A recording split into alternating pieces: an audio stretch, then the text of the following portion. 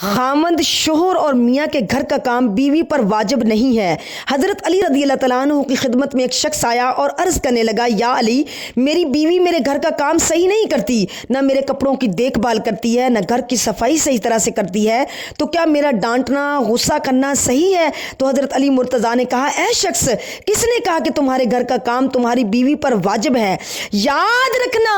اسلام میں عورت کی عزت کو جتنا بلند کیا اتنا کسی مذہب نے نہیں کیا۔ میں نے اللہ کے رسول سے سنا، عورت کی سب سے بڑی ذمہ داری یہ ہے کہ وہ اپنی اولاد کی اچھی پرورش کرے، اپنی اولاد کا خیال رکھے، لیکن اگر اپنی اولاد کی پرورش کرنے کی اجرت اپنے شوہر سے مانگنا چاہے تو وہ بھی مانگ سکتی ہے۔ تو تم گھر کے کام کی بات کر رہے ہو، اگر کوئی عورت خود خوشی کے ساتھ گھر کا کام کرتی ہے، گھر کو سنوارتی ہے، گھر کو سنبھالتی ہے، تو یہ اس کی عظمت ہے، اس کا بڑا پن ہے، اس کا شکر ادا کیا کرو، اس کی عزت کیا کرو، اس کی تعریف کیا کرو، اس کو اپریشیٹ کیا کرو، اس کا احترام کیا کرو۔ میں نے اللہ کے رسول سے سنا کہ عورت جس وقت گھر کا کام کرنا شروع کرتی ہے اس وقت اللہ اپنے فرشتوں کو زمین پہ بھیجتا ہے اور کہتا ہے کہ جب تک یہ عورت گھر کا کام کرتی رہے اس کے لیے عبادت کرتے رہو، اور پورا وقت جو عورت گھر کا کام کرتی ہے، گھر کے کام میں لگاتی ہے، تو وہ اس کی عبادت میں شامل کر دیا جاتا ہے۔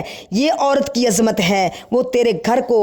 بناتی ہے، سنوارتی ہے، تمہارے گھر کو اچھا بناتی ہے، تمہارے بچوں کو عظیم انسان بناتی ہے۔ لیکن اگر کوئی انسان عورت پر ظلم کرے اور بار بار گھر کے کام کی وجہ سے اسے ٹوکتا رہے، جو خامد اپنی بیوی کو اپنے بہن بھائیوں کے سامنے، اپنے رشتہ داروں کے سامنے، اپنے محلے داروں کے سامنے بڑی محفل میں ذلیل و رسوا کرے گا، عزت نہیں کرے گا، عزت سب کے سامنے پامال کرے گا، تو وہ حضور علیہ السلام کا یہ فرمان کان کھول کر سن لے، اس انسان کو گدھے کی شکل میں اٹھایا جائے گا اور دوزخ